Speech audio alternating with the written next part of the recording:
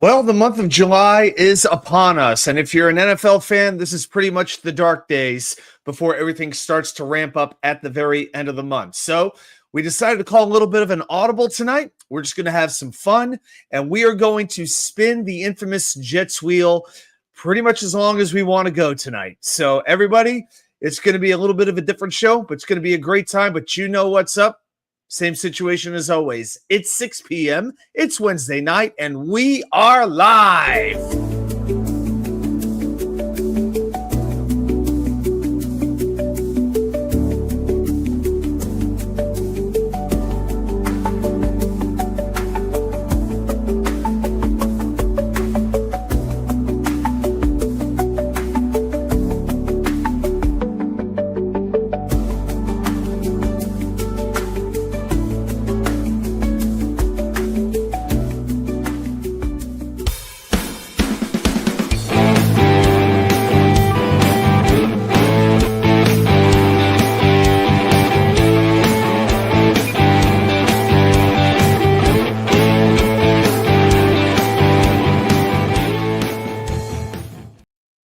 And well. Welcome everybody back to New York Sports WickerMedia. I am your party host, Y2K99, here in the very stormy city of Raleigh, North Carolina. The thunder is clapping outside my window. It's been raining pretty hard. You know, it's that typical Carolina summer storm where it feels like Armageddon for about 30 minutes, just nonstop rain and lightning, and all of a sudden it stops, and I expect to see some blue sky in about the next 15 minutes. That's pretty much how the weather works down here. But hey, we roll with it. We've got power. We are good. So here we are for the weekly Wednesday Night Live extravaganza. I'm glad that you all are here with me tonight. So we're going to get into the wheel in a couple of minutes, but we will do one thing that we always do. I'm going to talk about what's on my mind in a little thing that, I'll throw the slide up. Let's do a little bit of 3 and out right here.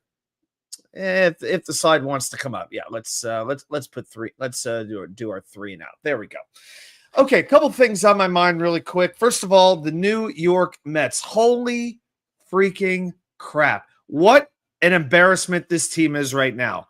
You know, I think about ever since the middle of June, that series against Tampa Bay when, well, let's be honest, the American flag was very much disrespected on that one particular Friday night. If you know, you know.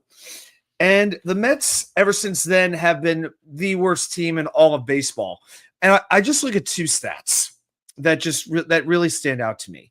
The Mets have used 27 different players to record at least 1 out during the month of June. Not pitchers, players. Jarrett Young, Travis Jankowski, unbelievable. No other team in baseball used more than 20. Mets used 27. And in that stretch, that 16-game stretch where everything started to fall apart, the Mets hit 19 home runs. Just one problem. Of those 19 home runs, 18 were solo shots, proving once again the Mets are horrific when it comes to hitting with runners in scoring position. And then today, first game, doubleheader against a red-hot Milwaukee team. Of course, another loss. Clay Holmes gets pulled in the 6th inning at 90 pitches with the Mets leading. And Reed Garrett comes into the game and immediately ruins everything. You know, he gives up a grand slam. Reed Garrett, it's amazing. Met fans were calling for this guy at the end of May to be on the All-Star team. He had an ERA under 1 at one point. Now it's around 10. He had 2 really good months and he fell off a cliff. He is basically a microcosm of the New York Mets as a whole. But and I have seen some bad bullpens as long as I've been watching the Mets. I've been watching this team now for 35 years. This is turning into one of the worst there is.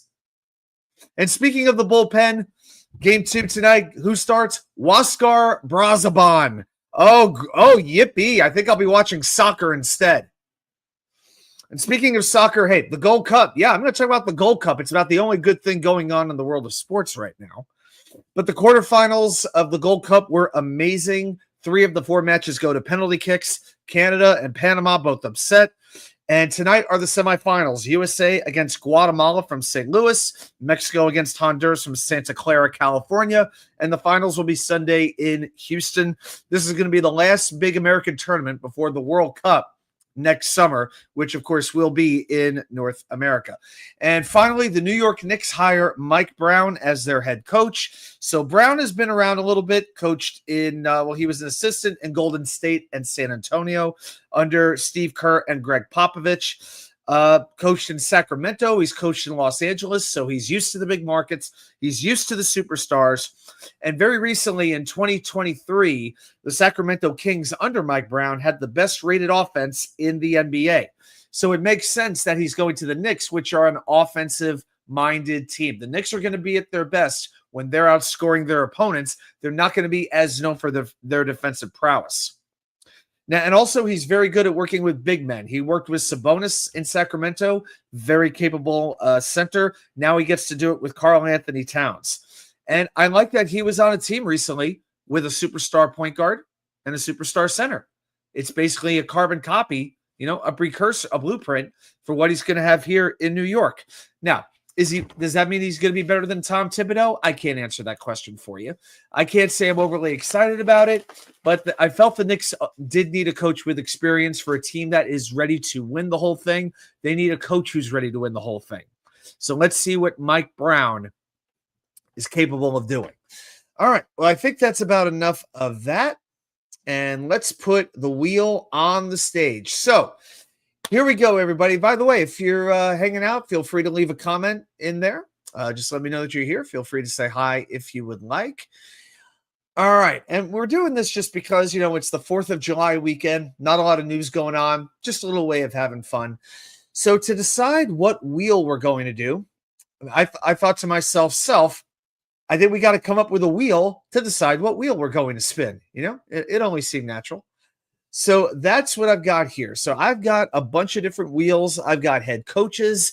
I've got Chat's choice, running backs, offensive line, defensive line, the secondary, wide receivers, Jets 100, draft class, quarterbacks, and I'm putting Jets 100 in there again, since that probably is our most popular wheel. So what we're going to do is spin the wheel, and then after that, we will just figure out which wheel we are going to do tonight. So on that note, let's go ahead and spin the wheel.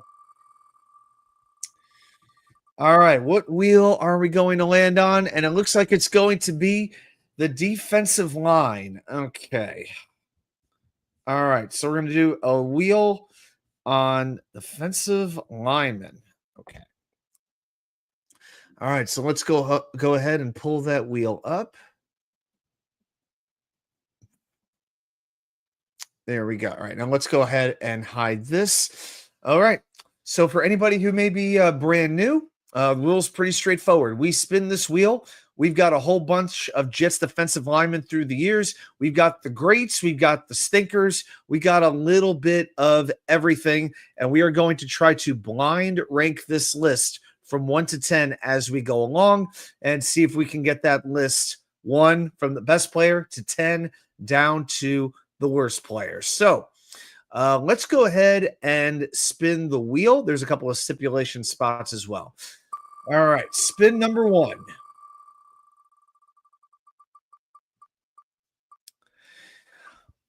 Okay, now for this first player, you might be wondering, who the hell is Coleman Rudolph?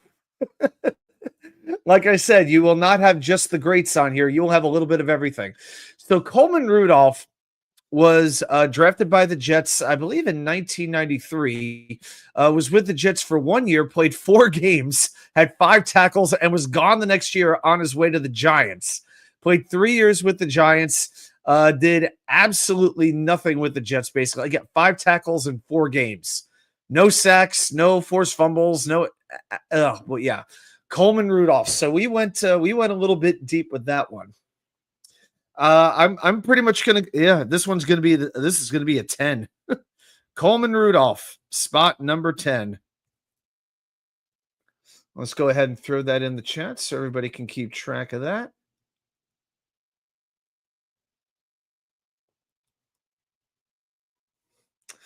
All right, let's go to spin number 2 in 3, 2, 1.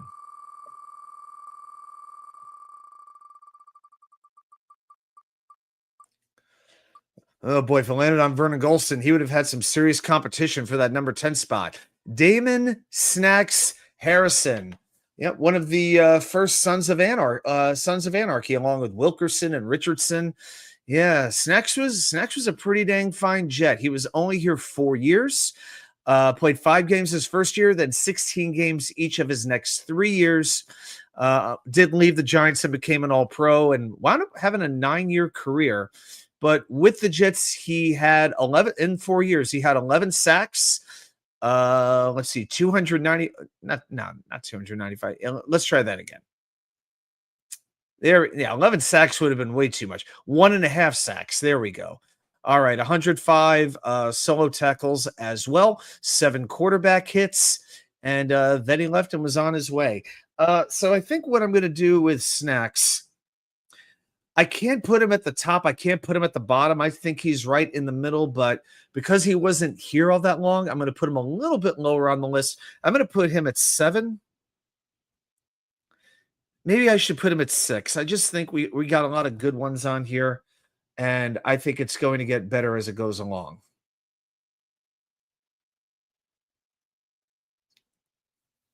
All right, let's go back to the wheel.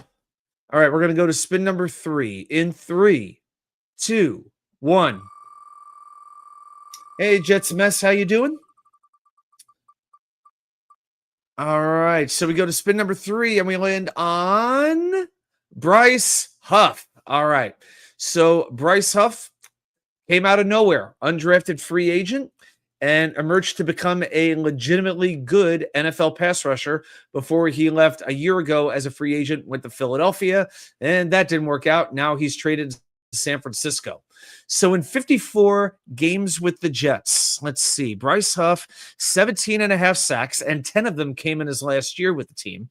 Remember, he played only 9 games in his second season, had some back injuries.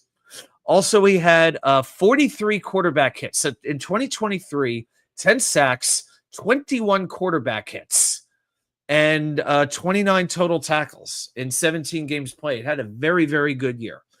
All right, Bryce Huff, again, not here all that long, but a player who I would say really got the most out of his ability, and we got to see him grow as time went on. I don't know. I'm thinking, let's see, 7 and 10 are taken. I'm thinking right around the middle of the road. I think a 6 is pretty fair for Bryce Huff. Not sure at the chat. Mess, if you got any thoughts, feel free. Anybody else in the chat, feel free to let me know. Yeah, I'm thinking 6 right now. All right. All right. I'm going to go 6 for Bryce Huff. There we go. All right. Let's keep going. Let's go to spin. Yep. I got to go ahead and type that in. All right. So that's 3 spots down. Let's go to spin number 4 in 3, 2, 1.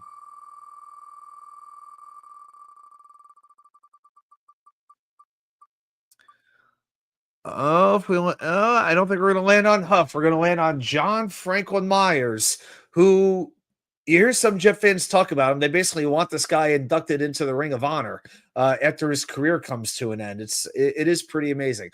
Yes, definitely a black mark on Joe Douglas's resume that he traded him for a very low round pick, and the Jets defensive line was not the same.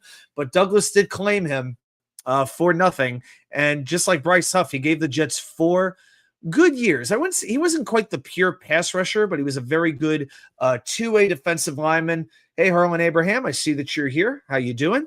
So we're doing defensive linemen. So at number 10, we've got Coleman Rudolph, 7, Damon Harrison, 6, Bryce Huff, and now we have landed on John Franklin Myers. So we got to figure out where to place him.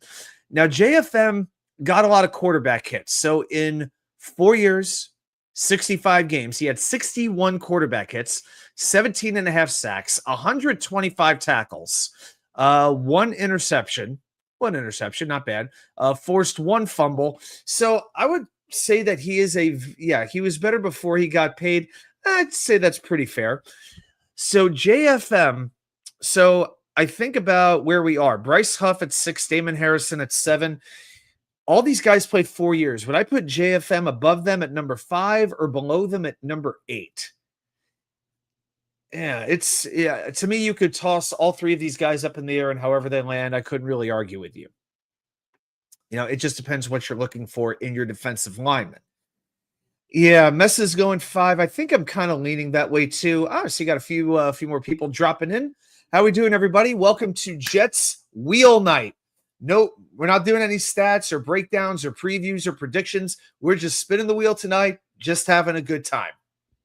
Tony Alexio, there you are. Man, did I put the start time tonight at 6:15? Holy crap. All right, so Jets Mess is thinking 5. I think I'm thinking 5 as well. So I think that's probably where we're going to put him. So 5 for JFM. Okay. All right. So far on the wheel, I'm putting everything in the chat. But we've got number 5, John Franklin Myers, number 6, Bryce Huff, number 7, Damon Harrison, and number 10, the immortal Coleman Rudolph. The red-nosed defensive lineman had a very shiny nose. All right, so that means we've got 1, 2, 3, 4, 8, and 9. And we've had some great defensive linemen. It's time to hit a couple of those. All right, let's go to spin number 5 in 3, 2, 1.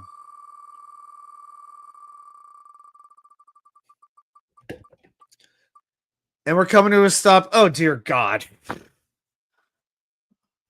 Well, we land on we land on Quinn Coples, all I could say.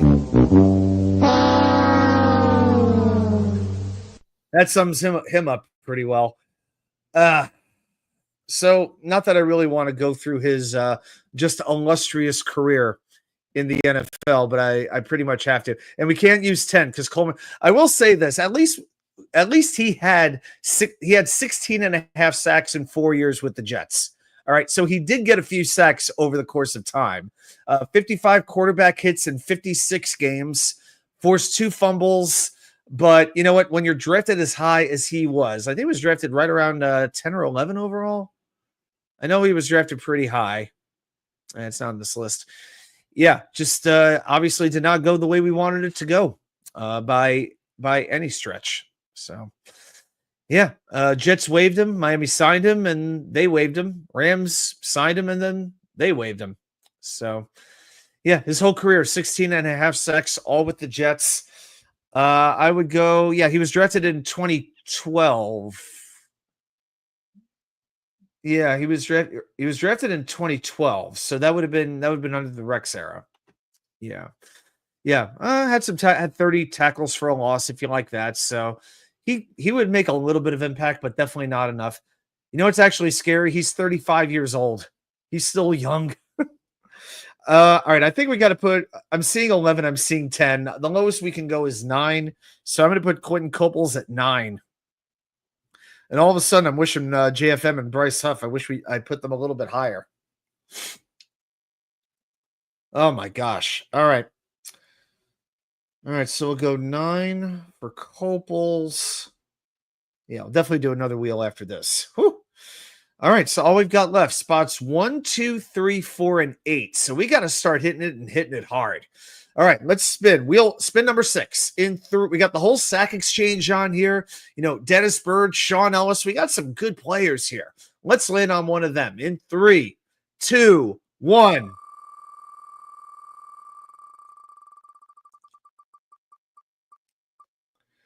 And it looks like we landed on Bryce Huff, so I'm going to respin since we've already landed on him. Seem to be landing on that same corner over and over again. Coleman Rudolph, we landed on him. We're going to spin again. Maybe the third time's the charm. I don't know. And we land on, now we're talking, Mark Gastineau, the all-time Jets sack leader, number 99, one of the most popular Jets of all time. Played with the Jets his whole career. Played with them for 10 seasons. Several seasons with 20 sacks or above. I think, 2 seasons with 20 sacks or more. Another one with 19. All Pro 4 times. Pro Bowl 5 times. So, we're going to put, pretty much everybody. Well, Jets Mess is going 2. Harlan wants him at the top spot. So does Tony Alexio. I don't know if we were to land on Joe Klecko or even a Jerry Philbin, it would be very debatable on what we would do, but definitely either one or two. So I'm leaning towards two. So chat, if you want to have your voice heard, your voice matters. So feel free to vote where you want to put Mark Gastineau. Do you want him at one or do you want him at two? Give you guys a moment to vote on that. Let's see. Yep. It looks like the Armageddon rainstorm down here in North Carolina has passed, and now, like as I pretty much figured, you could start to see the sun. That's Carolina weather for you. They started counting sacks during Gastineau and Klecko's career. That's correct. They started getting counted in 1982, but on Pro Football Reference, it actually factors in what the sacks would have been going all the way back. So the numbers that I'm looking at include 79, 80, and 81. So for the 10-year career, he had 107.5 sacks. And by the way, that's with him only playing half a season in 1988 when he retired, and about the same in 1982 when it was a strike-shortened season, or it would have been even more. So, but yep, I got Harlan. I got you. Yep, yeah. So they're good with. It's very funny. PFR will give you all the sack stats, but they can't give you tackles. I don't know why they could do sacks but not tackles. It's weird to me. All right, I'm leaning to the chat's leaning one. So, all right, I'm going to go ahead and put Mark Gastineau as one because it's going to be very hard to top him. All right.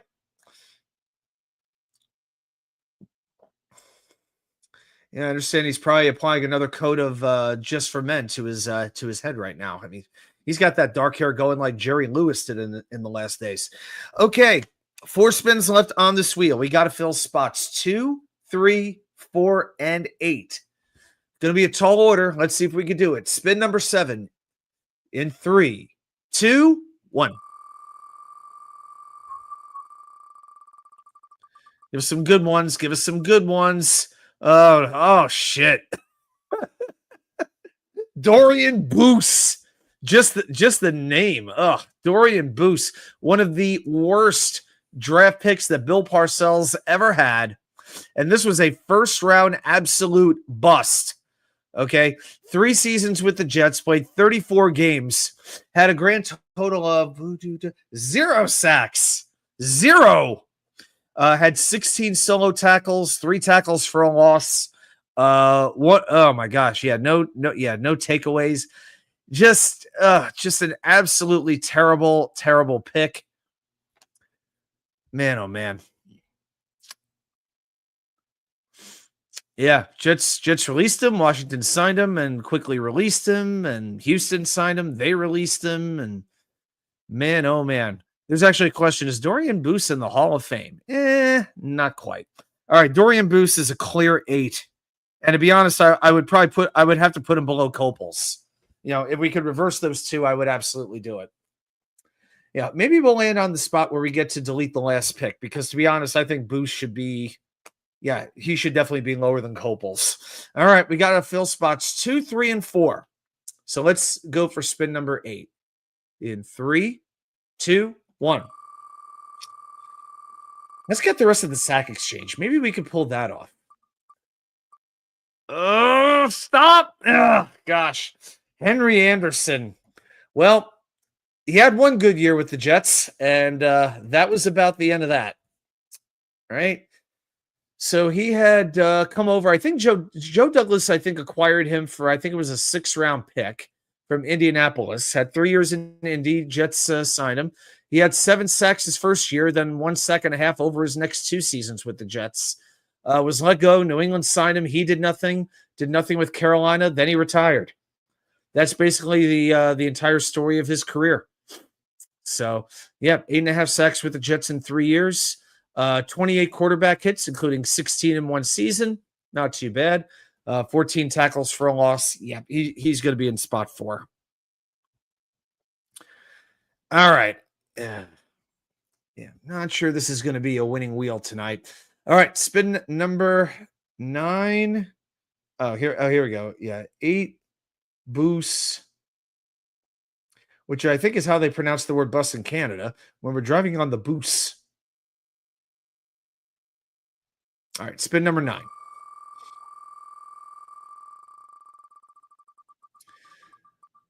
And we land on the late, great Jerry Philbin, who we paid tribute to last week with a trivia question and a brief segment as well.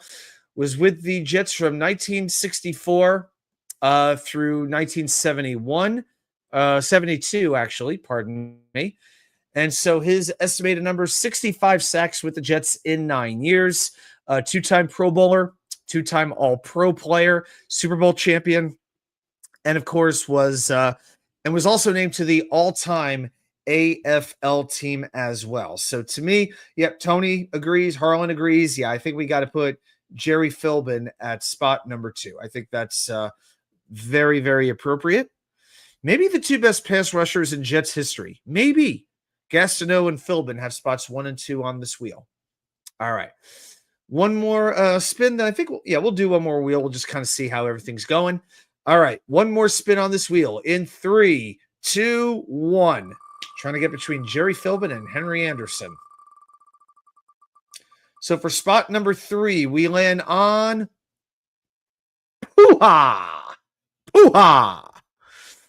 That's right. Came from, I believe, BYU. Was our defensive tackle during the Rex days. A little bit older, but, nothing flashy. Just a good, solid defensive tackle. So, yeah, it's like Al Pacino in Scent of a Woman. Pooha, pooha. All right, guys. So to recap this wheel, here's how we did. We have, let's see, I'll put myself back up for a moment. Number 10, Coleman Rudolph. Number 9, Quentin Coples. Number 8, Dorian Boose. Number 7, Damon Harrison. Number 6, Bryce Huff. Number 5, John Franklin Myers. Number 4, Henry Anderson. Number 3, Sione Pooha. Number 2, Jerry Philbin. And number 1, Mark Gastineau. All I could say in response to that is no. Henry Anderson cannot be above JFM, Bryce Huff, and Damon Harrison, and Dorian Boose cannot be above Quentin Coples. So no. I call that wheel a loss. All right. Let's do one more. Let's just kind of see how the chat's doing, and we'll figure out how we're going. So, all right. So for those who are just joining us, we've got. I'm going to pull the screen back up. There we go. So we have the which wheel, which is right here. So this is how we're determining which wheel we are going to spin. So first time we landed on defensive line. Let's see where we land this time.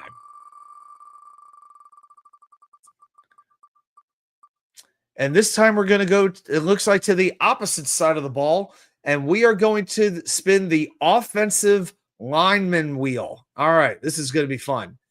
All right, so let's see if we can do a little better with them than we did with the defensive line. So this one I created about an hour ago. Not gonna lie. All right, so again, we're gonna do top 10. So I'm gonna make my list real quick here.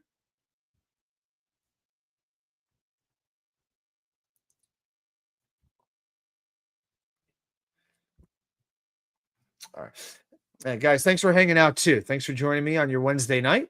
Happy early 4th to everybody. All right, so we've got this wheel up. So let's go ahead and take it for a spin. So we've got the all-time greats. We've got the all-time busts. We got a few players in the middle.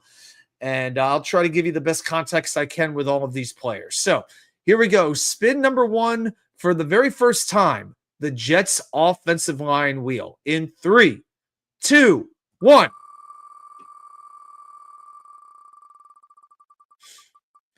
And we start tonight with, it's still going. Oh, shoot. Who'd this land on? Let's have it. All right. After spin. I'm not sure if that's Becton or Rasmussen. I got to respin. Okay, the pop-up didn't come up. I got to respin. Sorry about that. Hey, Jets Mess sending the great Sharon McLean a membership. Mess, thank you so much for doing that. And Sharon, glad that you're a member. Fantastic. Thank you, Mess. Thank you for being so giving. All right, we start with the old-time center, Joe Fields. You know, before there was Nick Mangold, before there was Kevin Mawai, before there was even a Jim Sweeney, from 1975 to 1988, there was Joe Fields, who was drafted very, very late in the NFL draft. And he played for the Jets for 13 seasons, from 1975 to 1987, finished his career with the Giants for one season.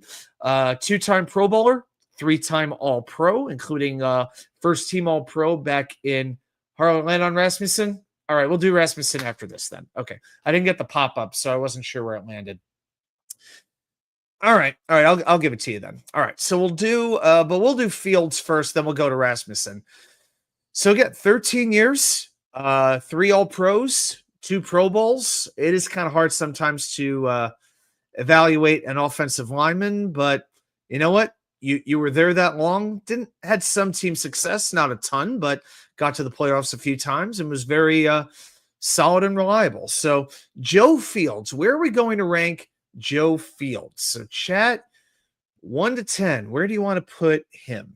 And then after that, we're gonna go ahead and do Randy Rasmussen. Then we'll get to the breakdown of RR.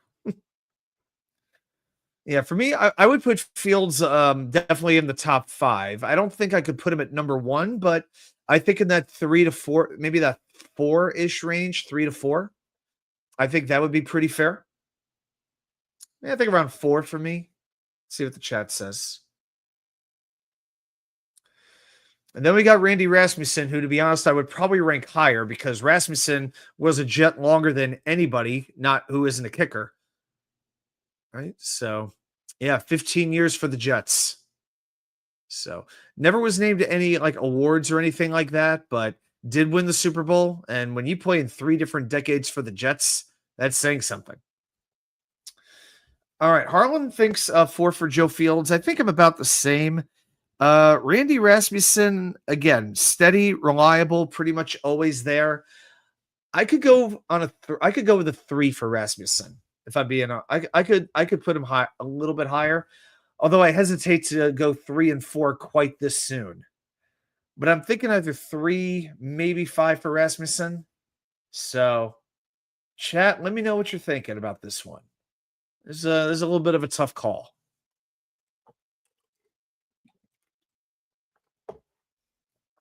All right.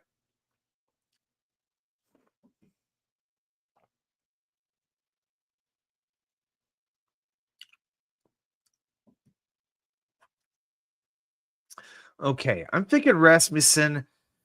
You know, looking at the rest of the wheel, we do have some really good ones coming up. Just because he was a Jet for that long, I'll go 3. I'm a little nervous about it, but I'm going to do it. All right, so I've got 3. Yeah, so 3 we've got Randy. 4 we've got Fields. All right, so we got those 2 in place. All right, let's go to spin number 3. Jets Mess agrees. Okay, very cool. Very good. Here we go. In 3, 2, 1. And that wheel comes to a stop on. Oh, hell. The human turnstile himself, Wayne bleeping Hunter. Oh my gosh. Yeah, it was, I think it was when Woody left, when Damian Woody left, and then the Jets tried to move him in as the replacement for Woody, and it was just a complete wreck in 2011. So he was with the Jets from 2008 to 2011. Played just about every game, usually in a reserve role or a special teams role. But yeah, 2011, he started all 16 games, or he attempted to start all 16 games. And boy, it was not pretty. Harlan wants to go 10. That's a little bit, that is a little bit tough. I mean, considering that also on this wheel, we have Vlad Dukas, we have Colin Baxter, we have Adrian Clark. So Dave Cadigan. I mean, we've got some definite bust. Roger Duffy is on this wheel. We got some 1995 Jets, 96 Jets on this wheel. So yeah, Jets mess revolving door. I'd probably go about a 9 myself, but if you want to go 10, we'll go 10. It's up to you. So let your voice be heard. That's where you want to go. That's where we'll go. But yes, definitely a revolving door.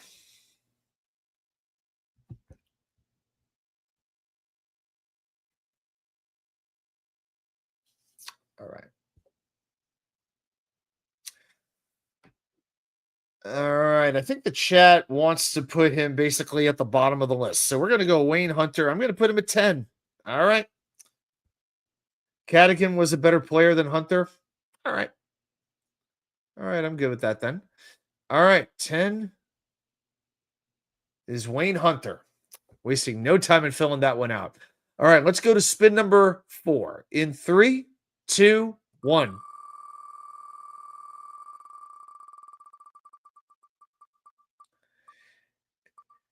Well, from Wayne Hunter, maybe one of the least popular Jets offensive linemen that we have seen over the last decade, sort of like the early New York native before Jeremy Ruckert, who just has been a complete failure. Greg Van Roten, as Jet fans not so affectionately referred to him as. So he came over to the Jets when he turned 30 years old, was here only 2 years, played 13 games, then he played 17 games, and was basically responsible for Mekhi Becton's Jets career getting all screwed up. I'm not much other way to say it. Got pancaked, rolled up on Becton's on his Achilles, and that was basically the end of it. So, yep, here for 2 years. I think I've got penalty stats down here. Well, he didn't take a lot of penalties. He took 2 penalties in 2 years for the Jets. So, okay, not bad. That's not bad. Bad spins today. At least he was a cheap salary. Yeah, that's fair. Yeah, I would put him above Wayne Hunter. Again, here, only 2 years. I think it's the Becton thing. I think that's why we have the biggest issue with him that we do. All right, so I'll put Greg Van Roten at spot number 9. And if the Van Roten family is watching, God bless you all. All right, so put him at number 9. Let's go to spin number 5. All right, so we've got spots 3, 4, 9, and 10 taken. And let's spin that wheel in 3, 2, 1. So 6 spots left to fill. 1, 2, 5, 6, 7, and 8. Oh, Greg Van Roten is off the hook. We got to delete the last pick. So Greg Van Roten is now deleted from the wheel. So now we are back to spots 3, 4, and 10. And we're going to start again. So now we're going to go to back to spin number 4. In 3, 2, 1.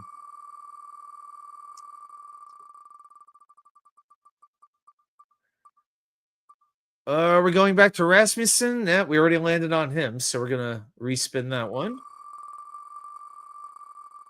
This is a stubborn wheel right here.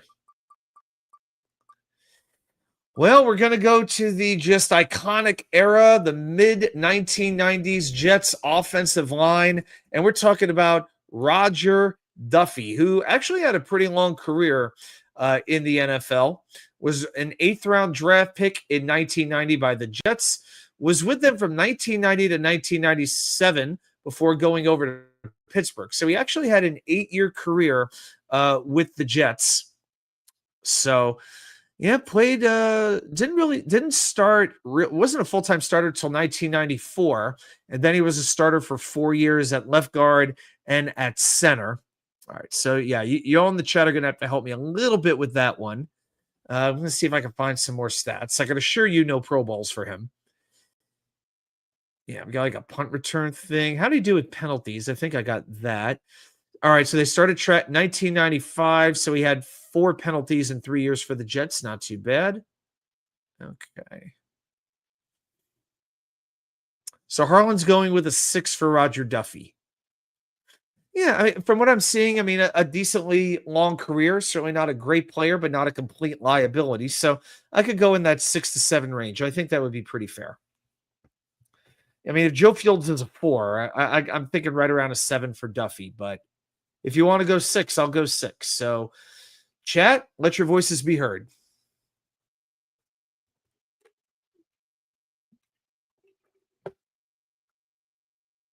All right.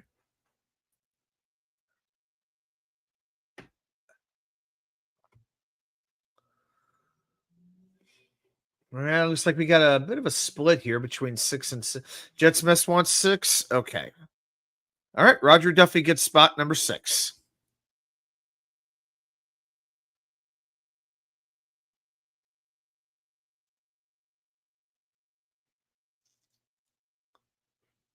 And I'm going to retract the Greg Van Roten number 9. There we go. Okay, so there we go. So far we've got at 3 Randy Rasmussen, 4 Joe Fields, 6 Roger Duffy, and 10 Wayne Hunter. So this is spin number 5. In 3, 2, 1.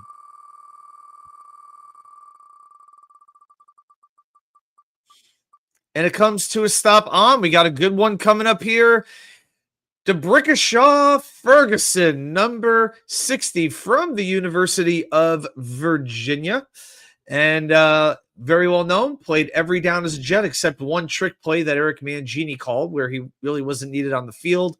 But 10 years with the Jets, played every game, 160 games.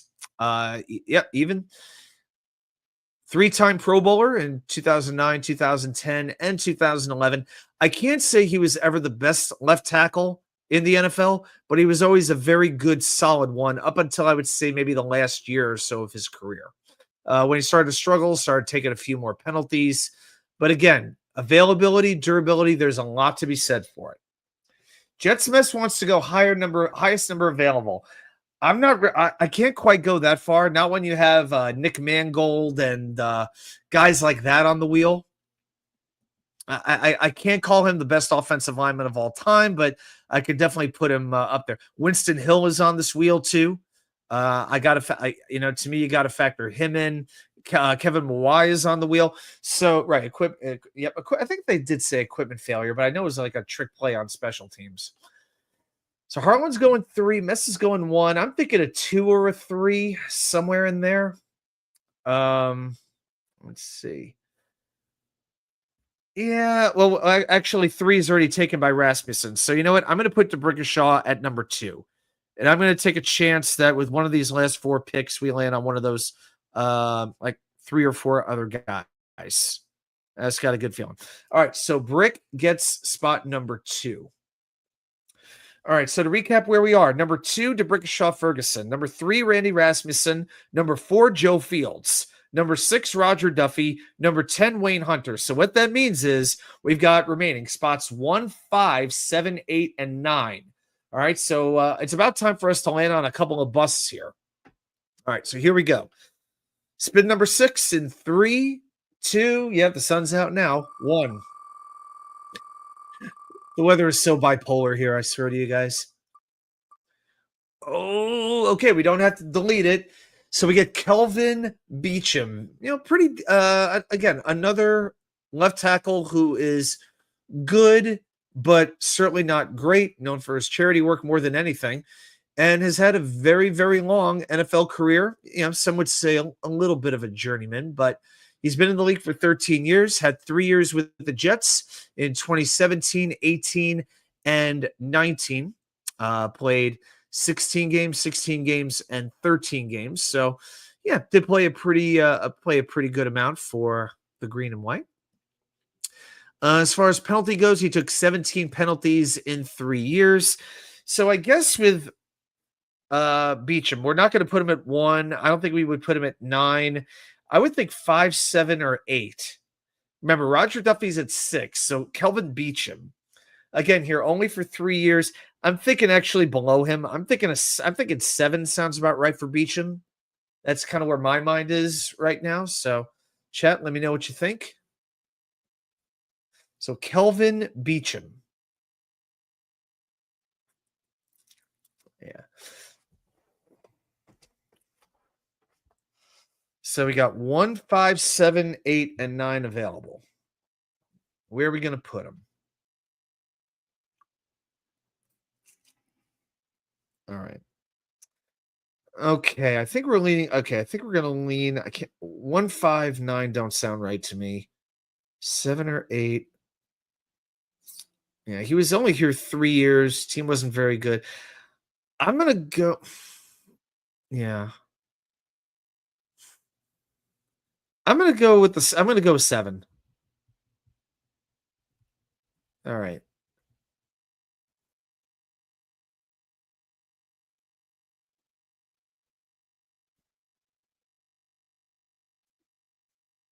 All right. There we go.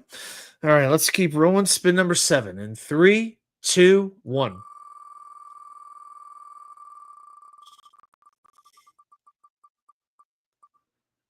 We landed on Van Roten. Oh, now we're back on Greg Van Roten. Oh, there we go.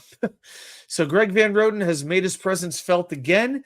I'm pretty sure everybody's going to want to put him back at number 9. So I think we're just going to put him right back where he was. So Greg Van Roten, you thought you could escape? No, you couldn't. You are back at number 9, my friend.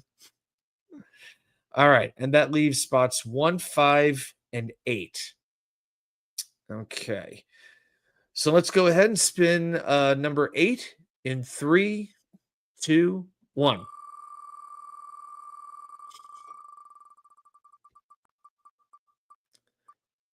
And we land on Dan Alexander, a longtime guard with the Jets.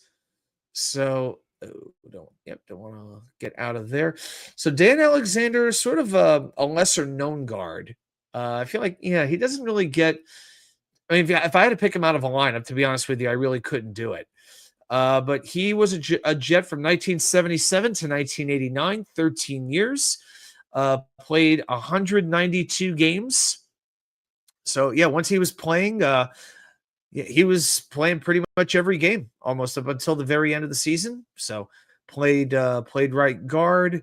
No Pro Bowl nominations, nothing like that. But again, 13-year career, very, very impressive. Let's see. Anything? Yeah, nothing on penalties or anything like that. Second team all conference in both 1985 and 1986. All right, Dan Alexander, not 1. I wouldn't put him at 8. I'm thinking 5 is fair for Dan Alexander. That's pretty much what I'm thinking.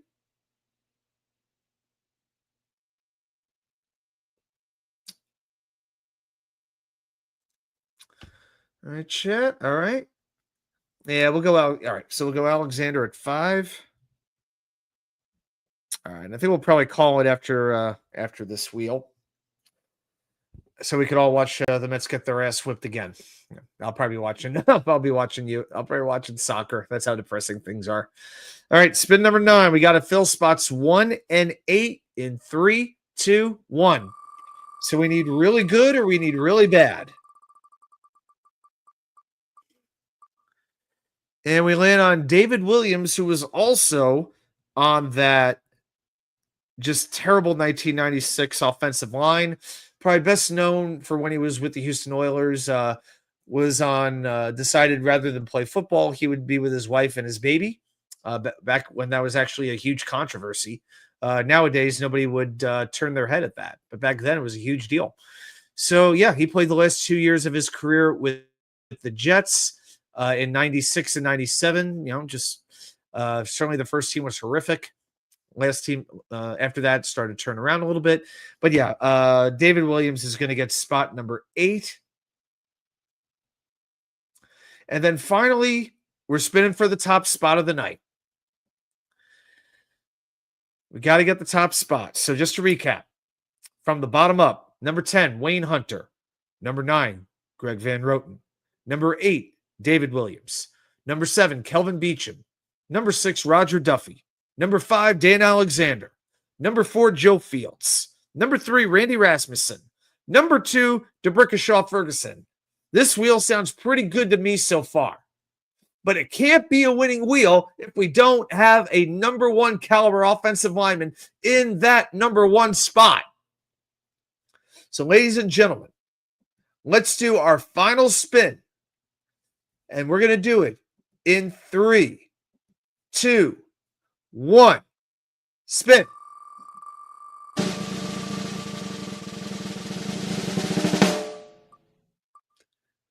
Oh, God. Oh, Brian Winters. A mediocre at best guard. Oh, man. Thought we might get a win on that, but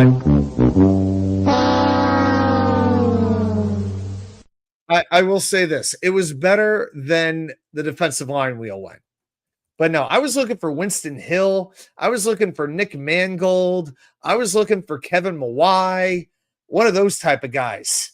And that didn't quite happen. But Brian Winters was here for 7 seasons. Do you really want me to even go into this? No, probably not. So, an okay Jet, but I mean, definitely not number one on this wheel. No, absolutely not. All right, guys. Hey, thanks for hanging out with me tonight. Hope everybody had fun. So we'll do some more content, some more analysis next week. But we still have a few more weeks to go until the exhibition season starts, before training camp starts and all that good stuff. So hope everybody had fun tonight. Have a very happy and safe 4th of July weekend. And I will see you all right back here. Hit that thumbs up if you haven't already. Thank you very much. With more content from you know where. The Wicker Chair. Have a good night, everybody. We'll see